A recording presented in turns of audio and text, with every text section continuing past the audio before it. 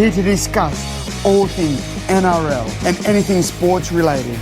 Please give a warm Aussie g'day to the footy fanatic and America's own Corey Jackson in Outside the Sheds. Greetings, salutations, and welcome to Outside the Sheds. Shedheads, I hope you've had an incredible week. I hope you've survived the NRL crackdown. I hope no one, as you were walking in the grocery store, came high and maybe did direct, forceful contact to your upper trachea or maybe to the cranium, upper skull area. I have to tell you, your Shedadamus made it through the week. Mrs. Shedadamus, she made a couple runs at me, but nothing really major. I did get a couple of stitches because of... No, I'm joking. Hope you guys have had a great week. Hope you got through this last round. I did not have to get out my safety blanket too much, even though my prediction on Brandy and Vossi's morning show did almost come to fruition. I picked 7 send-offs, as you can say, or sinning bins, I guess. I predicted 7. 8 came down. We're going to go into that in a deeper dive when we break down the round. But let's get into this. A really big round 5. Your Shedadamus went 5 for 8. Kind of proud of myself. I was kind of nervous. There was a couple games that were right on the brink of me actually pulling off some better numbers, but we're going to accept it how we are. After last week and a little bit slower start to the season, we're going to go with it. But I'm going to tell you something. That round 1 kickoff between the Raiders and the Sharks, it did not disappoint. Raiders 24, Sharks 20. In a seesaw back and forth affair, the Baby Greens steal one at the death. Started by Hudson, finished by Christ. It was an incredible try. And what made it so great was there was a couple moments that it should have been shut down. And I don't want to say the Sharkies kind of let down, but you can maybe say the Sharkies let down a little bit, because I think where it started, no one really thought that they were going to go the length of the field or go as far as they did without somebody bringing somebody down. And the Baby Greens showing the resilience that they have all year. Not everything's gone their way this season, but they finished it off, got the victory, and it's going to be interesting to me what's going to come from this. Because Cronulla, I don't want to say they're on the ropes, but you have to say right now at this current juncture of the season, after round 5, there's a couple of teams from Vegas that are really looking at themselves in the mirror, asking themselves, who are we? Where can we go this season? One of the teams, Penrith, have 4 championships they can look back into their trophy case to kind of build up that momentum and build up that backing and belief. The Sharks, not so much. It's almost been, I guess next year will be the 10-year anniversary of their grand final victory. So it's been a while. There's no Paul Gallen that's going to walk into that locker room, into that shed to kind of get the boys fired up. Experience, a younger half, Chad Townsend's not there. Val Holmes not there. It is a totally different team. And it's going to be interesting where they try to find that from. That cohesion, that anchor. There's got to be something that riles them up. And I don't know if they will take a step back from this heartbreaking loss or if it's going to motivate them to say no more. Because one thing I've said this entire season on this podcast is for some reason Cronulla is having a problem finishing. They're having a problem closing. They're letting up in the second half. They're not putting teams to the sword when they're up big or whatever. And they let games that should be out of touch become in touch. So it's going to be interesting there. But again, Ricky's playing with house money. He's got one of the youngest teams in the competition. And they're getting experience and getting better and better each week. They're going through some type of adversity. They're picking themselves back up at other times. He is happy. And please, would somebody tell me, was it not incredible watching Sticky celebrate on the sidelines? It almost looked like a wrestling match, WWE style. I thought he was going to come with a chair over somebody's back for a second. But that's why his players love him. That's why if you're a fan of him, you just can't get enough, because he is what he is. The emotion he shows is so pure, is so raw, and it's a great part of the game for me. I love it. I love it. But let's go back to something. That's the game we had the first send-off. And it was a bad one, too. We'll go into this here in a second. Cowboys 22, Panthers 18, in a game that was overshadowed by over-the-top officiating. And I hate to say it that way, but it was. It was almost like the bunker and the officiating crew were twirling knobs on like a controller, trying to get the right channel so everybody was on board. It was bad. And again, they go down. Penrith goes down, losing another big match, and Todd Payton's boys are starting to get a little bit of friction. They're starting to get a little momentum. They're starting to think maybe we can do this. Everybody said when they started the season, so poorly, that this team was a lot better than what they were showing. And I'm going to still go back and say Jake Clifford coming into the halves has helped settle things down. He's helped directing things a little bit better. It's allowing Tommy Dearden to run around a little bit and to feel like he can run, and the weight is off his shoulder a little bit, that Clifford can do that with his kicking game and all that. So big victory for the Cows. You have to really feel that they have a chance this week as well, and 3 on the trot changes their season.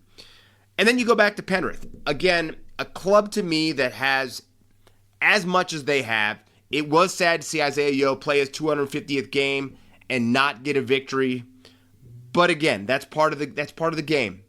And I think the thing that makes this so cool, and what makes this story something that's far from complete, is we're going to have to watch Penrith do something they haven't done if they're going to try to get 5. And that is, they're probably going to have to win the premiership from outside the top 4. And that is masterpiece stuff. If they can get healthy and they can go into the finals round, get this ship righted, and become that team with some of these younger players, it might be their best victory and championship of all of them if they can do that, truthfully. So, again, I'm not giving up on this team. They've got too much strike, too much it. Some people would say chutzpah, whatever. But I'm excited. I'm excited to watch where they go, and I'm excited to watch where the Cowboys go, because I'm a big fan of Todd Payton, and I really think that he could get something going here with North Queensland. Rabbitohs 20, Roosters 14. The book of feuds turns into the book of injuries for the Rabbitohs. Losing Humphreys, losing Cody Walker. You tell me another coach in the league that could right the ship after losing both of your halves and still pull out a game against your biggest rival. And I know that there's been talk and speculation that the Latrell freaking cutout pass was forward. I'm not going to sit on any type of soapbox and scream about that. If we're debating right now if it was forward or not forward, that's good enough for me. There's been too many forward passes this year for me to go crazy about that one. There were ones worse than that in that game. So another great match. It's going to be interested to see. Now that Clint Eastwood, Wayne Bennett has said that Latrell will be in the 5/8 and Jaden Sullivan will be in the halves with them. I really want to watch that. I think that this game coming up between them and the Cows is going to be something special. I think we're going to watch some fun attacking footy. And I really want to just see Latrell in the halves. It's going to be interesting for me. But again, Wayne Bennett continues to march. A team that, when the season started, with the injuries that went down, no one thought they were going to finish in the top 8. Now people say they have top 4 aspirations. So, again, incredible job. Eels 23, Dragons 22 in the Revenge Bowl. King Gutho scores 2, and Lomax steals it in Golden Point. I didn't go into it in great detail because that's one of the matches we're going to do the breakdown in the deep dive. But man, if you love footy, that match had everything. And again, we have to go back with another sad point again. Lachlan Ilias, I'm really, really, really rooting for this young man. But right now, he's just not getting his chocolates, if you know what I mean. Because kicking that ball out on the full when he did is the last thing a halfback can do in that situation. The last thing that you can do. And everybody knows a halfback in the NRL has to be your man. He has to be confident. He's got to be able to put that team on his back. He's got to be he's got to be Iceman. All right? And that's my nod to Val Kilmer right now, a great legend that we lost this week. But he's got to be Iceman. He's got to be cooler than the other side of the pillow. And right now, when you look at Lachlan Ilias, I don't know if the kid is totally healed from what happened to him in South Sydney last year. And he might be the best player to go to a retreat for confidence, to go away, to have somebody work on his mental toughness, work on his mental structure, because he's going to have a lot to fight through this season. The good thing is Flano didn't go freaking nuclear on him after the match, because I think he knows the kid knew what he did. But it was a great match, man. Man, it had everything. And a great victory. Congratulations. The Eels, Dom, yes, right? The Eels get their first victory of the season. And I'm still going to go back to it. I think Josh Adokar, which we're going to talk about here in a second, he has changed that whole dynamic in that locker room with his energy. Dolphins 36, Titans 10. The Hammer scores his first try. Asako goes 8 for 8 on his kicks and gets a try himself. It was a masterclass match finally for the Finns. They needed that so bad. I was so happy for Christian Wolf because I know that weight was getting tough on his shoulders. It was getting a little heavy. Following Wayne Bennett, and everybody says, every coach that follows Wayne Bennett is cursed and hexed. That was the Dolphins team I think a lot of people were expecting to see right out of the chute. And I think they tried to put it out there. They got the loss in that first game, and I don't know if they ever could right the ship right after that. But it was a good victory for the Finns, and let's see if they can build on that. Broncos 46, Tigers 24.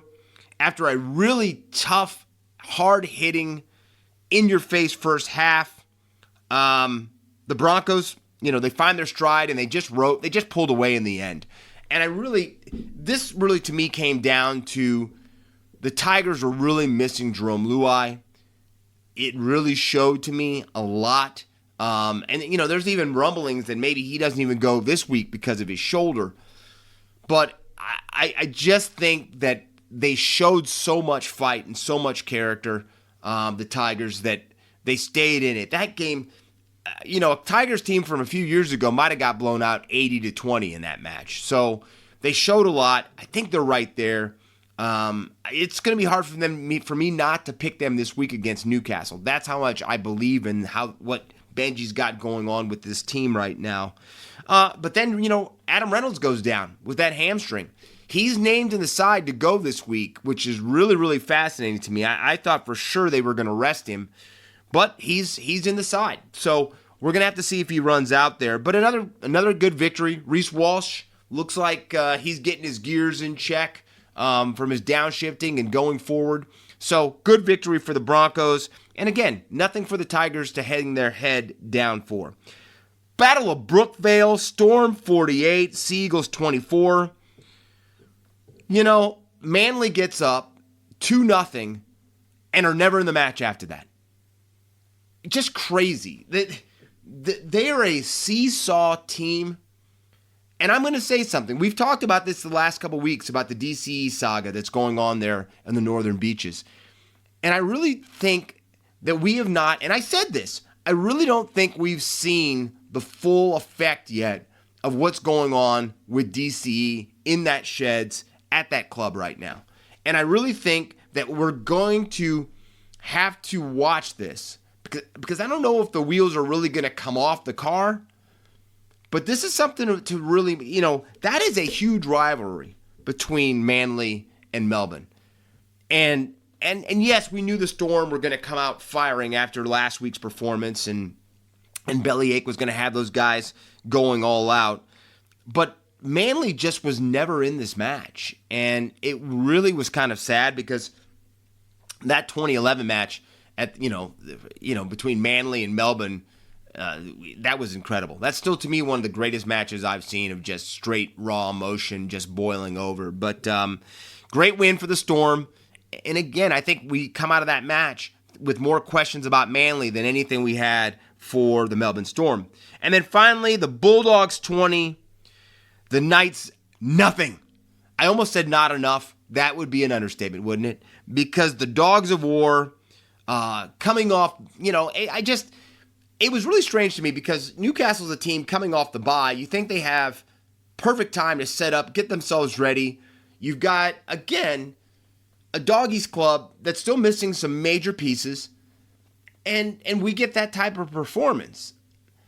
And is that Newcastle or is that Canterbury? And I think what it is, again, it's the Dogs. This team is 5-0 now, and they just look like everything is falling into place. Everything is coming together. That this team hasn't pretty much skipped a beat at all during this time period shows me everything about them. Shows me that they've got it going on. Shows me that, who knows? The sky is the limit for this club. But it really makes you, again, think where these two teams are going. And if Kalen Ponga is really going to be able to right the ship with the halves combinations that he has right now, we know that Adam O'Brien does not want to play Jackson Hastings in the halves, but I don't know. This Newcastle club, if you look at them, I don't think they should have lost. They should have won round one against the Tigers. So there's a lot of questions still for me coming out of Newcastle. And the Dogs, no questions whatsoever. Right now, they are the form team of the competition. And just think how well this team is playing right now. What is this team going to be like when they get back all of their freaking studs, all of their guns? Scary. Scary for the competition. That's all I need to say. Well, Shedheads, I don't like to say I told you so, but I told you so.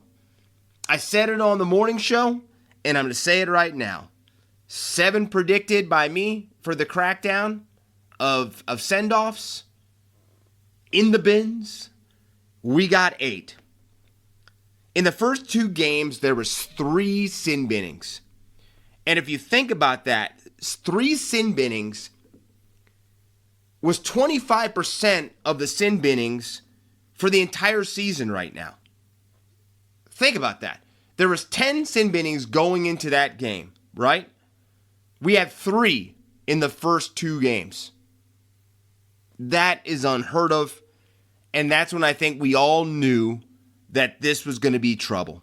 I think we all knew that the NRL was trying to make a statement that they weren't going to put up with these high hits and these high, contacts. But, when you saw the send-off or the sin binning of Hudson Young, when the man is falling backwards and they called that, that's when I knew that this, that the shark has been jumped. Because anybody who watched, not even anybody who'd gone to referee school, watches that hit. And that's before there's a bunker. So there's somebody upstairs looking on this on a television, and they still thought that was a bad enough hit to sin bin him. It was, like I said, it was here we go again. And none of us wanted it. And the thing to me, Shedheads, the problem with this is that the bunker should not have the ability to buzz down 2 minutes after a play has happened and say, yep, that was a sin binning situation. Yep, it was a straight larceny. It was a crime. It was an actual crime. And that's what we get. And that drives me insane. Like, yes, I want to see these players protected. Yes, nobody wants to see it. But that's the thing. That's why I think when you heard Wayne Bennett say, the thing that they tried off in the preseason, where if a player gets sent off with an HIA and it finds out that they're ruled out, then you can go back and you can sin bin the player for that. But again, I still going, and I heard somebody even say it. I even heard one of the pundits say it this week. The last thing you want are these guys laying down and grabbing their jaws and looking up to see if the referee is noticing that they're down. We cannot have that.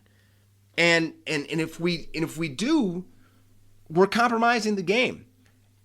To me, that is why Des Hasler getting behind the podium, getting behind the mic, and putting the league, putting the rugby league world on his back and speaking from the heart about what this game is. And the thing is, the NRL cannot lose focus that no matter what they're trying to do with it, the number one thing you can't lose is the fans. And you can't do that. And the scary thing is, I think they're going to get this together, because the crazy thing is they had the Hudson Young sin binning early, and then you have the hit in the Manly game, and they don't even sin bin the player. You're like, what? So it almost like in the entire round, it was almost like they kind of got everything back in check. Like, okay, we went too far for the first 4 games. Let's try to bring it together. And man, look, by right at the end of the round, we're starting to get this together. What's scary to me is we're only 6 weeks away from Origin. We're 6 weeks away from Origin, and this is going on. They cannot be doing this. They can't. They have to understand that. And they leave Desi alone for his comments because he is just saying what everybody is thinking about it. You can't do that. And, we're going to have to wait and see. But again, remember something. Origin is only 6 weeks away. And we can't have this on the front burner going into the Origin series. Now Shedheads, I got to tell you something. We were treated to a classic on Saturday, were we not? I called it the Revenge Combank Stadium Bowl. Why don't we just say the Revenge at Combank? And you had two of the most, inspirational players for their clubs the last couple of years, in the standpoint of King Gutho, the man that broke out the greatest dance of the NRL, the Gutherino, Zach Lomax, and turning on your telly, turning on your screen, and seeing those guys standing on the opposite side of the field from those clubs that they loved, those clubs that they'd been with for quite a long time, was strange. I'm not a gigantic Dragons or Eels supporter. And I even sat there going, man, this just feels so strange. This feels, that's so different. But I knew looking at Gutho that he was steel. Gutherson wanted this. Gutherson probably understood, all right, Parramatta wants to go that direction, they can. He's found a home, a leadership position. He's showing his strike and his playmaking ability with St. George. And then you have the Eels. Jason Riles making the call that, we want to go in a different direction. We want to go younger. And they, listen, it's not that Rousey doesn't have a great fullback now or an up-and-coming fullback where you see, okay, this kid's got a lot of striking talent. But inside a shed that is young, inside a locker room that needs direction at times, because the problem is Dylan Brown isn't able to speak like that. That's just not who Dylan Brown is as a player. He's not a vocal type of in-your-face type of leader that can get guys going. It's his skill, it's his playmaking, it's his prowess on the field. Mitchell Moses has some of that dog in him like that, but Mitchell Moses isn't playing. And the thing that's made Mitch really, really smart is you can't go in and stand up on a soapbox and preach when you're not playing, right? So that is missing for the Eels, and I think that was some of the reason they started the season poorly. And also why I think that their season looks like it might be flipping the other direction, because Josh Adokar's back in that locker room. And I've said this, the last 2 games that Adokar's played, the Parramatta Eels have had a different feel about them. They've had an emotional feel. They've had a feel where they... And it's not to me that they're just getting the game now, because these players are good enough to understand what they need to do, all right? Jason Riles has proven with his coaching experience, he knows how to get the best out of players. Okay, yes, he wasn't a head coach, but he's respected enough, right? So, knowing the backstop of Zach Lomax now playing for Parramatta and probably being the best player so far this season for the Eels, and Gutho going head to head, it was something special, and it didn't miss a beat, starting off with Gutho getting the first try of the game in the 16th minute, right? It had to be him, right? It had to be him or Lomax who were going to get the first try of the game. And Gutho getting up, no Gutho-rino, even though, I don't know if you guys have seen the footage, Shedheads, of the St. George fans doing the Gutho-rino, and the guy that's, well, we're not going to just start spouting out weight numbers here on this podcast, but he's a bigger fella. Was having none of it. He wanted all three of these guys at the same time. He wanted to give somebody the hands. And the boys in front of him just kept on Gutho-rinoing it. It's great footage. Two things I will tell you, Shedheads, to check out if you get a chance, and that is that and the Desi Hasler post-game interview after his match. So, but classic stuff, watching that. So you get that. Theater began after that first try. Theater began. And then when he scored the second try and Val slotted the goal afterwards, putting the match at 28, you knew the Dragons fans, okay, you don't want to say that they were still a little nervous about things that had transpired so far this season, but they felt good. They're beating an Eels team that hasn't had that great of a season right now. They're winless. We're going in a good direction here. We feel good about where we're at. But like I said, since Josh Adokar has come to this club, there's just been a different feel about him. And the Eels have played with more passion, and that's exactly what happened and happened from that point forward. It transpired, it looked good, and that's why if you're an Eels supporter right now and you love the blue and gold, you have to think that you're heading in the right direction. And that second half fight back that they did was something they can build their season off of. And it's something that I think they feel that they've got going on, because they get 2 second half tries, and with 6 minutes remaining, Lomax slots a penalty. You're tied at 22. You couldn't ask for better. You couldn't ask for more, right? A game with this much on the line, going to Golden Point.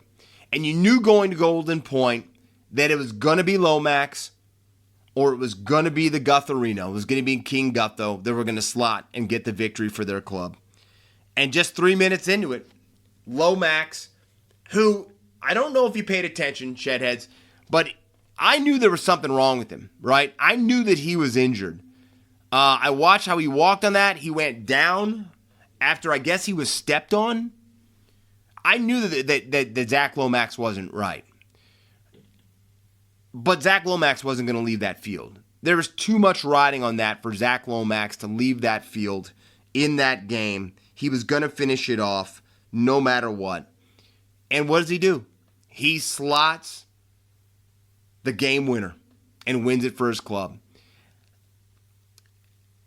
I've got to say this right now. I just got done watching footage of Luka Doncic playing his first game with the Lakers back with the Dallas Mavericks, and the Dallas Mavericks played an incredible montage video before the game. And Luka was in tears, right? He had a towel and he was trying to hold his emotions back. I know those emotions are still raw for Luka Doncic leaving the Dallas Mavericks and going to the Lakers because he didn't want to go. But seeing athletes show emotion, show that it means that much to them, shows that they care, is all we live for to an extent for sports. And we got that with Zach Lomax. The interview after the match, his and Zach Lomax isn't what you would, I don't know the man personally, but he's a pretty hard dude. I've seen him. Yeah, he's a hard dude. But you could just see all of the emotions of that week building up to that game came back. And tell me right now that none of you if you were in his position, couldn't have dreamed of a better way of ending it than hitting that goal, hitting that kick. It was stuff that they make movies about, but he had that emotion. I'm saying he was tearing up. And I'm going to say that's just the emotions we saw right there on camera. I have a feeling that when he had some alone time, there was really going to be some tears that were going to be shed because of that. So it, to me, had everything. It was a match that I could just sit back and take in as just good footy. And that's what we want. We want good footy. We want good competition. The only sad part about this, as a cliff note to this game, is that Lomax went and got scans, and it's come back that he has a fracture in that foot. And it's going to put him on the sideline for 6 weeks. So now we're looking at Zach Lomax going from his highest point to now possibly missing Origin. And don't think that's not going to gut him. But then you look and you go, but was it worth it? Because he got the victory of the season that he probably wanted more than anything, besides maybe a championship. So incredible match. Hope you guys had a chance to see it. If you didn't, go back and watch it because it's definitely worth it. Now, as we go into the 40-20, international talk has flared up again. And I can't believe we're going into this because we're quite a ways away from some international competition games that really have any type of meaning. I know that I think the World Cup's next year. So we know a lot of stuff is being set up. But it just came out that the Hammer, Tabuai Fido, has come out and said that he is possibly thinking of representing Samoa. And that has some people really in some upheaval position. That has some pundits, some people again. And I don't know if it's just a matter of in their mind they think that's just not how this should be. Okay, you can be that way. I'm not going to hold it against you if you're thinking that. But let's think about this for a second. I think that you should be able to represent if it's in your family. And I think Tabuai Fido's grandfather is Samoan. I think that's what he was saying. Honoring your family is one of the best things you can ever do. And we've seen players that have done that have made big calls about who they wanted to represent in that regard. And to me, that is a lot more meaningful than you see some players when they go internet. Don't forget, Mitchell Moses played for Lebanon. I think even Tedesco even played for Italy one year. I think so. I think I'm right about saying that. You guys can correct me. But we've seen some of these players play. The Drinkwaters. I know Scotty Drinkwater's brother was going to play for Germany. So allegiance is allegiance. Your family is your family. Your background and your history is your history. But what I have a problem with is people thinking that because you represent Samoa or England or Papua New Guinea, I don't know. If it's in your family blood, you want to represent, you go. That should make any type of a difference for state of origin. To me, that is simply ridiculous. It's ridiculous. To me, the only thing that matters, and think about this, Shedheads, the only thing that truthfully matters is ask your mother, ask your father where your birth certificate is. Okay, go grab your birth certificate, open it up, blow the dust off it first for some of you. Blow the dust off it. Look at your birth certificate.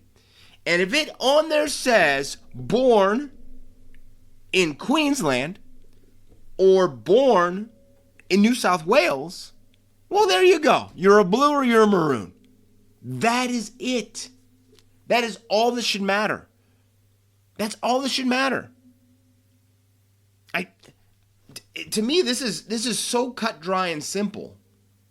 It should be the best taking on the best. It should be the best Maroons against the best Blues. The best Queenslanders against the best New South Welshmen. New South Wales boys. Whatever you want to say. I don't care. But that's what it should be. So you're going to look at me and say that because Victor Radley has declared that he's playing for England because of his father, right? You're going to try to tell me he's not going to have passion playing for the Blues? Really? Victor the Inflictor? Really? No. Not the case. Not the case. But because he put an allegiance and he's going to play for another club 2 or 3 times the next 2 years, right? And those are years when the World Cup isn't happening, okay? Just listen to me, Shedheads. Work with me, okay? You're going to say he shouldn't be able to play for the Maroons or for the Blues? No. And you know why I know I'm right? Because Queensland's coach himself, Billy Slater, said the same thing. And I've got to say something, and this isn't me showing who I support, Maroons, Blues, not at all. I respect Billy Slater a lot. I think that he could be a great NRL coach if he wanted to. I know he loves the ponies. He loves horses and all that stuff. But he could be an incredible NRL coach. But he loves Queensland, and he loves being Queensland's coach. And it gives him time to do other things. Sure, okay. But I respect what he says, and he says the same thing, right? He said the same thing that I said right there on, I guess, the Sunday Footy Show. That's enough for me. And if you do have a problem with this, if you do have a problem with what I'm saying, that you have to just be playing for Australia for you, you're missing it. You're missing it. That might be the older generation, okay? But these kids nowadays, these young men, these young women, that's just not how they work mentally. And that does not mean that they do not love being a Blue or a Maroon, because it's not the case. And we're hurting ourselves in that arena of state of origin, not letting these men and these women not being able to represent the Maroons and the Blues just because they say they want to play their international footy for Samoa or Tonga or New Zealand. I think we're missing it. I think we are. But that's it. I'm getting off my soapbox after that. But I'm excited for some international footy too. Don't get me wrong. But I love State of Origin. And if you're a rugby league fan, I know you love State of Origin as well. And I think that it's just ridiculous that international allegiance should overpower that you were born in New South Wales or Queensland. It makes no sense whatsoever. Now, let's get into round 6. Like I said, we know we went 5 for 8 last week, but we kick it off again with the team from the foot of the Blue Mountains, the Panthers versus the Dolphins. You got a Finns team that's come on off their last victory, and their first victory, not their last, but it was their last and their first. And you got the Panthers who are trying to just get that car into gear. And I'm going to tell you something. I'm going to go with the team that I feel that has a lot to prove and has a lot to stand for, and that's the Penrith Panthers. I think the Panthers get this done and get back in the win column, and they beat the Dolphins. Friday, Titans versus the Dragons. This is a tough one because both these teams need this victory. The Titans have played some good footy. I think we've enjoyed watching Jaden and AJ.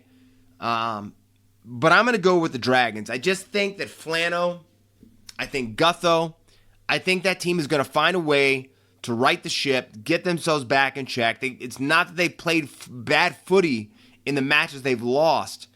And I think they're ready to play a strong game at home. Roosters versus the Broncos.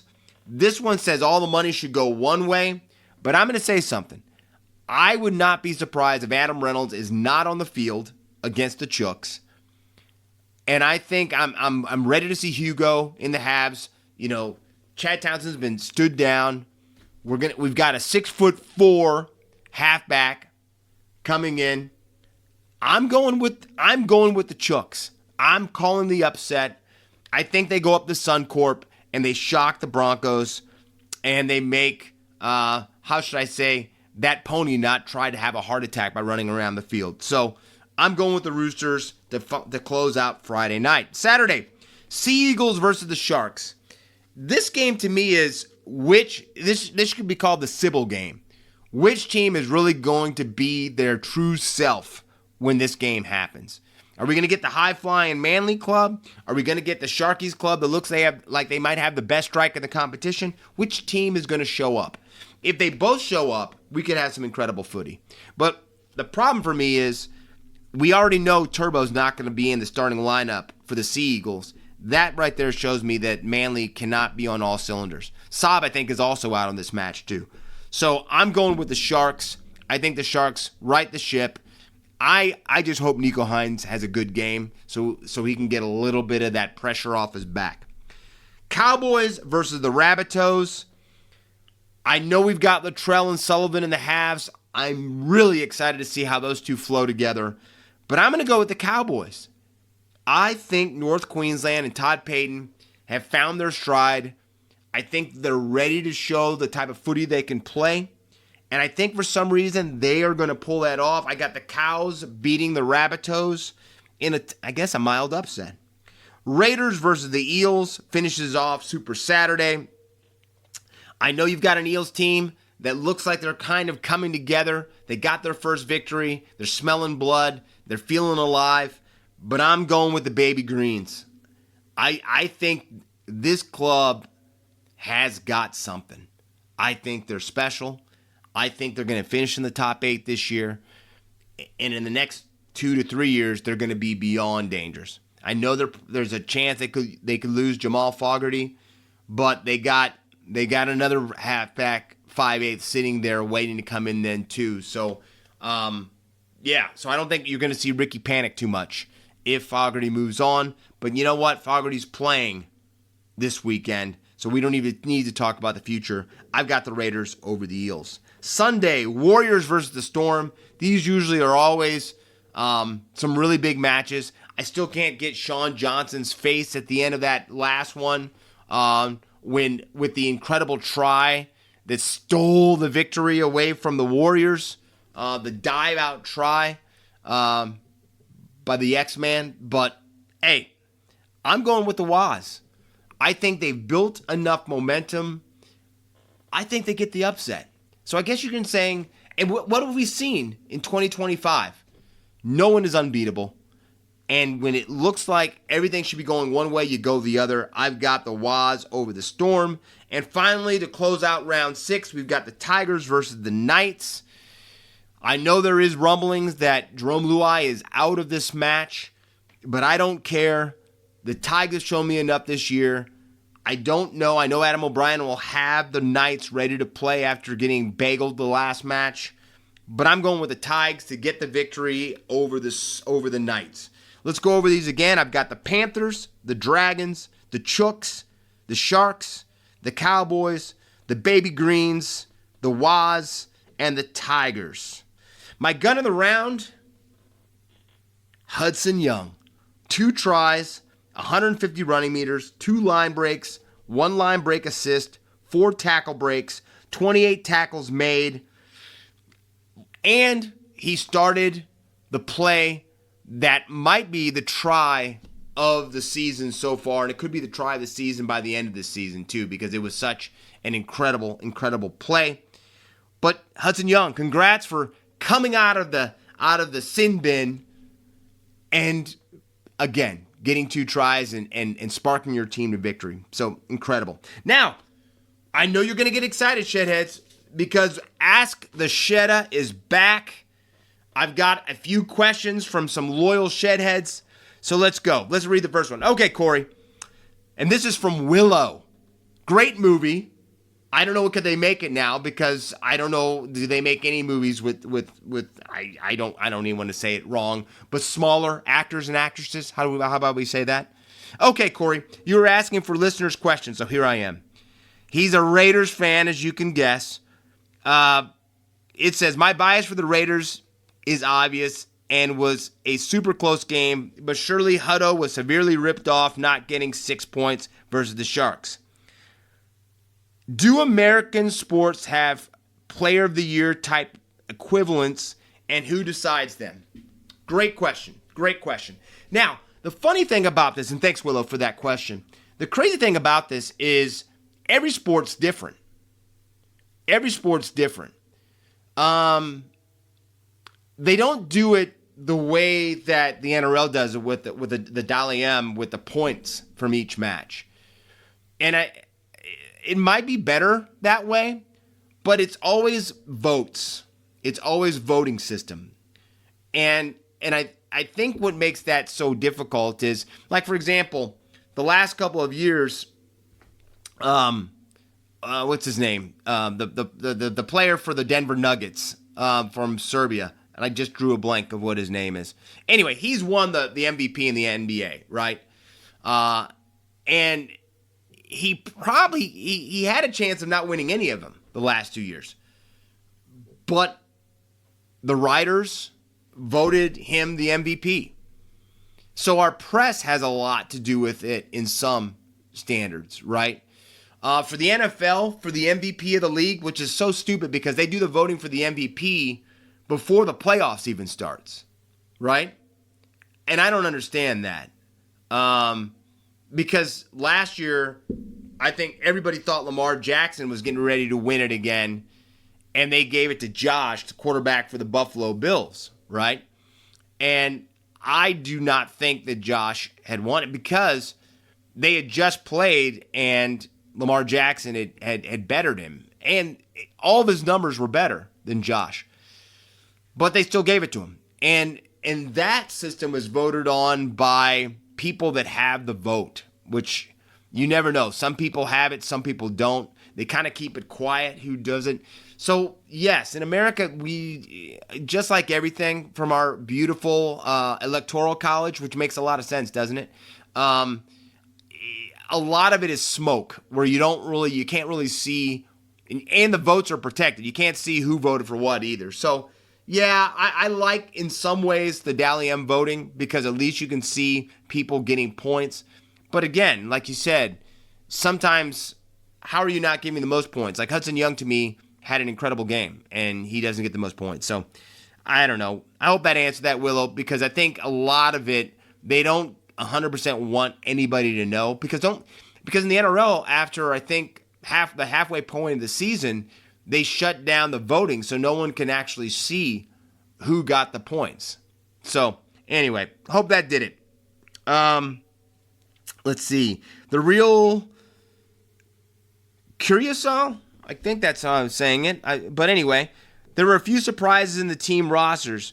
What do you think about the decision of Gutherson leaving the Eels and Townsend's move to the Roosters? Well, I think it was a mistake myself for the Eels to lose Gutho. And I don't know if that was because Jason Riles wanted to put his own stamp at the club. I don't know, was that upper management saying, because like I said, they've got a good fullback now. He's young, he's still learning his place, but he's got plenty of strike and he's a gun player. I just think that Gutho, even if you moved him out of the fullback position, would have been important just to have in your locker room. And he didn't want to leave either. That's what kind of stinks about the whole situation. So I think the Dragons got a motivated Clint Gutherson, and I think this entire season he's going to prove it time and time again that, he's a baller and he's ready to play. Chad Townsend, myself, I don't know why Chad got on the outs with North Queensland. I thought he was playing. Matter of fact, I think the game before they pulled him for Jake Clifford, he didn't have that bad of a game. So, I know some people would say that Chaddy's getting long in the tooth, but if you get a chance, listen to his podcast. He has a pretty good podcast himself. Not as good as Outside the Sheds, but that's something else. But, maybe the writing is on the wall because he's gone to the Roosters and no one expected him to be the starting halfback. But injuries have occurred, and now, he's just he was holding the seat for Sammy Walker to come back, for Hollywood Walker to come back. But, he's been benched this week, so we get to see Hugo go in there, the 6'4" halfback. So we know Hugo's going to run. We know he's going to take the line on a lot more than Chad does.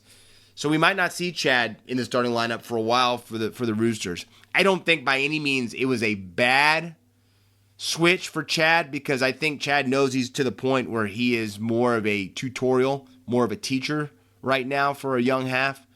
But it's going to be interesting. So I hope that answered that for you. Yeah, so I guess that's about it. I guess another guy asked me, who do you support, my friend? And that came from Demon Dog 18. Who do I support? Well, I can't say that on the air, Shedheads. I can't say that on the air. That giveaway, like, if I say that, and I do have a team that I'm quite fond of, but if I say that, you guys will always listen to me trying to say positive, more things positive about that club than the other. And one thing you get here on Outside the Sheds with your Shedadamus is everybody gets held to the blowtorch the exact same temperature. I play no favorites. I've got to call it how it is.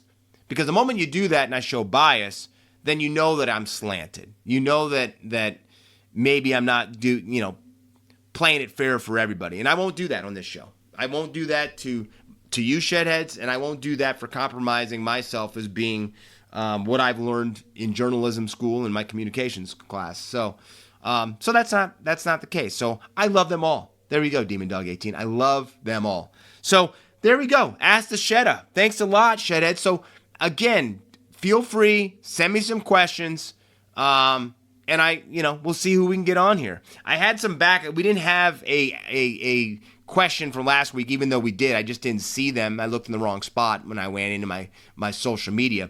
But that's why we did more than one this week. But make sure you send those to me because, like I said, I love this. I do this show for you, Shedheads, and myself, yes.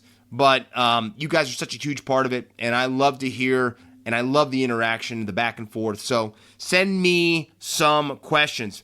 But I think that might close it, Shedheads. I think right now we have solved the Rubicon. I think that we've come together, brought this all home. I think that we can make this happen. And I'm excited for round 6. That is an understatement of the century. I am excited for round 6. So, like I tell you, week in and week out, go out there, finish the week strong, look out for one another. Again, if you see somebody, help them across the street. You know, what is an extra? Plus, if you have a watch, you might be able to get some extra steps on it, too. But, again, this has been Outside the Sheds. I am your host, Corey Jackson, your Shedadamus. Until next week, see ya! And that was another fantastic episode of Outside the Sheds with Corey Jackson, talking all things NRL and all things sports. So please remember to smash the subscribe button and share this with your family and friends and show them what Australian sport is all about.